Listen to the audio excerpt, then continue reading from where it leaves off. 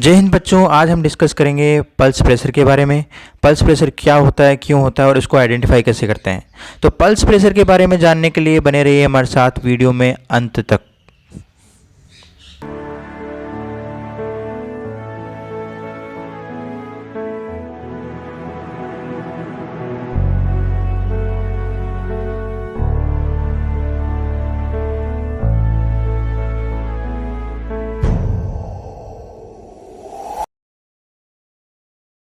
Normally क्या होता है, गाँव में क्या होता है, नाड़ी वैद्य होते हैं। क्या होते हैं बच्चों? नाड़ी वैद्य होता है।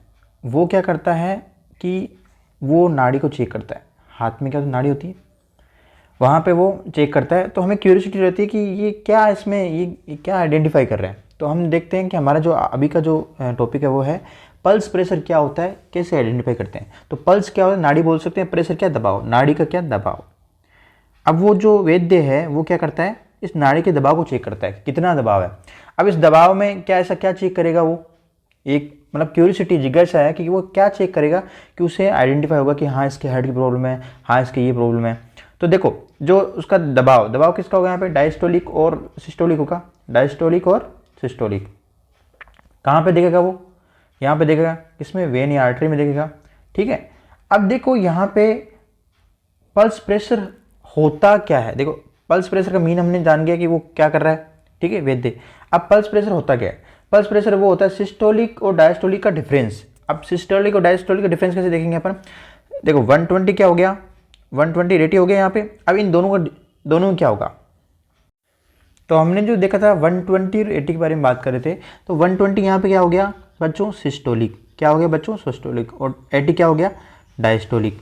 ठीक है। अब हमें क्या आइडेंटिफाई करना है, टॉपिक क्या है हमारा कि पल्स प्रेशर होता क्या है। तो इन दोनों का डिफरेंस, अब इन दोनों का डिफरेंस करने के लिए क्या करेंगे, 120 से क्या करेंगे हम, 80 माइनस करेंगे।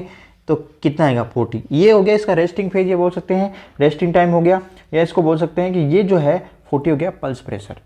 अब हमें ये आइडिया हो गया कि वो चेक क्या कर रहा है, नाड़ी वैद्य ये चेक कर रहा है कि जो इनका बीच का जो डिफरेंस है या जो बीच का जो प्रेशर है वो आइडेंटिफाई करता है। अगर ये मान लो 40 से ज़्यादा हो गया, अगर मान लो 40 से ज़्यादा हो, 60 हो गया या 100 हो गया, तो वो क्या बोलेगा कि आपके हार्ट की संबंधित दिक्कत है, आप एमआरआई कराओ, या वो हार्ट से जितनी भी जांचें वो उसके लिए सजेस्ट करेगा। तो हमने ये आइडेंटिफाई कर लिया इस स्लाइड में कि जो पल्स प्रेशर है उसको आइडेंटिफाई कैसे करते हैं। पल्स प्रेशर को एक बार फिर से देखते हैं। पल्स प्रेशर को हमने क्या करा, सिस्टोलिक और डायस्टोलिक का डिफरेंस हमने देखा। सिस्टोलिक मान लो 120 हमारा, और डायस्टोलिक कितना है, 80 है। तो हमारा कितना आ गया यहाँ पे, 40। तो ये 40 क्या है, जो पल्स प्रेशर क्या, नॉर्मल रेंज में आ गया। अगर मान लो कि ये आ जाए 140 और यहाँ पे आ जाए 60, तो पल्स ये बीच का क्या डिफरेंस बढ़ गया। तो इस चीज़ को वो क्या करेगा, वो आइडेंटिफाई करेगा। ये तो हमारा हो गया पल्स प्रेशर को आइडेंटिफाई कैसे करते हैं और क्या होता है। हमने ये दोनों पॉइंट क्लियर कर लिए। ठीक है। तो हम लोग ये देखते हैं कि इसको सबसे पहले है कि कैलकुलेट क्यों करते हैं। तो हेल्थ जो केयर है, अगर हमें क्या करना है, हेल्थ जो है अगर अच्छी रखनी है, तो वहाँ पे क्या करेंगे हम, वहाँ पे इसको पल्स प्रेशर डिटेक्ट करते हैं। उसके अलावा हार्ट अटैक है, स्ट्रोक है, इन जैसी प्रॉब्लम से हमें बचने के लिए क्या करना चाहिए, हमें पल्स प्रेशर को आइडेंटिफाई करना चाहिए। हम अवेयर कैसे रहें, देखो अवेयर कैसे रहें कि अगर मान लो उस वैद्य ने क्या किया है, पल्स प्रेशर को डिटेक्ट किया है और उसने बताया 60 अबव है, तो वो क्या बोलेगा, वो ये बोलेगा कि भाई इसको आप हार्ट जैसे संबंधित जो बीमारियां हैं वो आपके हो सकती है, तो आपका पल्स प्रेशर है क्या, ज़्यादा है। तो आप क्या कीजिए, आप जो है वो हार्ट से जो कार्डियोवास्कुलर डिजीज है उससे संबंधित जितनी भी जांचें वो कीजिए। ठीक है। अब हम देखते हैं कि वो चेक कैसे करता है।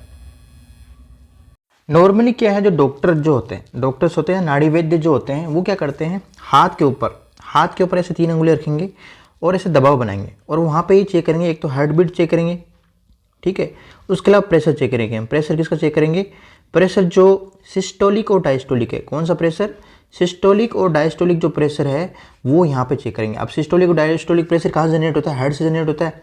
हार्ट में जनरेट होकर क्या होगा, जो आर्टरीज होगी, जो यहाँ पे आर्टरीज ये फील कर रहा है, यहाँ पे जो आर्टरीज है उसमें क्या होगा, ब्लड का फ्लो होगा, किसके थ्रू होगा, सिस्टोलिक और डायस्टोलिक थ्रू होगा।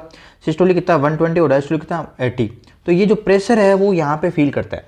अभी इसका दूसरा तरीका भी है कि मान लो कि हार्ट प्रॉपर काम कर रहा नहीं कर रहा, अगर प्रॉपर चेक करना है, तो या ह्यूमन जो बॉडी है वो प्रॉपर वर्किंग कर रही है, या उसका हार्ट जो है प्रॉपर वर्क कर रहा है या फिर रुक गया, उसके लिए क्या करते हैं हम कि मान लो कोई किसी व्यक्ति का एक्सीडेंट हुआ है, तो हम क्या करते हैं, यहाँ से गर्दन के यहाँ से कैरोटिड जो आर्टरी होती है उसको हम चेक करते हैं कि इसमें जो है हार्ट बीट जो है वो क्रिएट हो रही नहीं हो रही।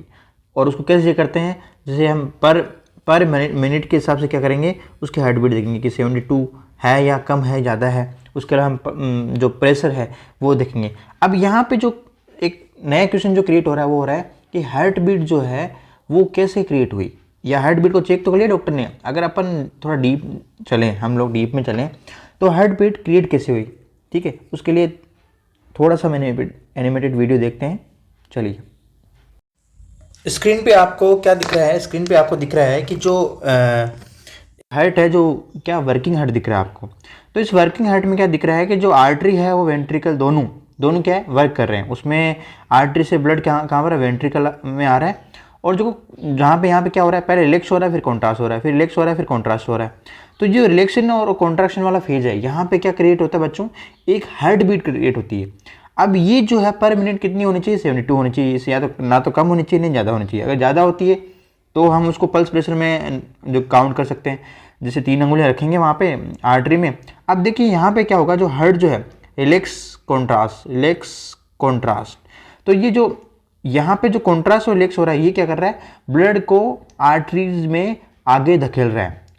मतलब कहने का मतलब ये कि ये जो हार्ट जो है ये पूरी बॉडी में क्या है, ब्लड का आर्टरीज के थ्रू, किसके थ्रू बच्चों, आर्टरीज के थ्रू क्या करेगा, ये ब्लड को पूरी बॉडी में पहुंचाएगा। तो वहां पे हम हाथ पे या गर्दन पे क्या करेंगे, कैरोटिड आर्टरी से क्या कर सकते हैं, हम ये देख सकते हैं कि जो ब्लड का जो फ्लो है वो प्रॉपर हो रहा नहीं हो रहा, पर हार्ट जो है उसका प्रॉपर बीट हो रही नहीं हो रही।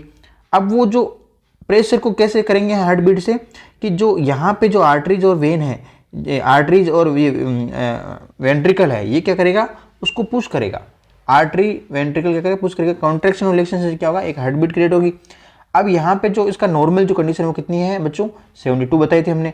अगर इससे ज़्यादा है, अगर पर अपन वॉच लेके देखेंगे किसी पेशेंट में, अगर पर मिनट अगर उसका है 72 से ज़्यादा है, तो हम उसको बता सकते हैं कि आपके हार्ट जो है वो प्रॉपर वर्किंग नहीं है। तो ये चीज़ जो है हमें पल्स प्रेशर या जो आइडेंटिफाई कर सकते हैं। तो वीडियो में आज हमने क्या नया सीखा, थोड़ा सा हम रिवाइज करते हैं कि आज हमने कौन कौन से पॉइंट कवर किए। तो सबसे जो उसको वो पल्स प्रेशर होता क्या है वो ये देखा। उसके अलावा हमने उसको आइडेंटिफाई करना भी सीखा, ठीक है। इसके अलावा हमने देखा कि जो पल्स प्रेशर को हम कैसे आइडेंटिफाई करते हैं। जैसे हमने देखा था कि 3 जो अंगुलियां हैं, इस पे जो आर्टरीज पे हमने दबाव बना के हमने देखा कि जो बीट जो है, हार्ट बीट के अकॉर्डिंग हमने क्या देखा कि वो पल्स प्रेशर या हार्ट जो है वो प्रॉपर वर्क कर रहा नहीं कर रहा, ये हमने देखा, ठीक है। तो ये बच्चों हमने आज ये इतने सारे पॉइंट हमने कवर किए, ठीक है। जो स्टूडेंट ईमानदारी से मेहनत कर रहे हैं उनके लिए लाइनें हैं, ना कोई संघर्ष ना कोई तकलीफ तो क्या खाक मजा है जीने में, ना कोई संघर्ष ना कोई तकलीफ तो क्या खाक मजा है जीने में। बड़े बड़े तूफान थम जाते हैं, क्या बड़े बड़े तूफान थम जाते हैं जब आग लगी हो सीने में। वीडियो पसंद आया हो तो ज़्यादा से ज़्यादा लाइक कीजिए, शेयर कीजिए और सब्सक्राइब तो ज़रूर करना है।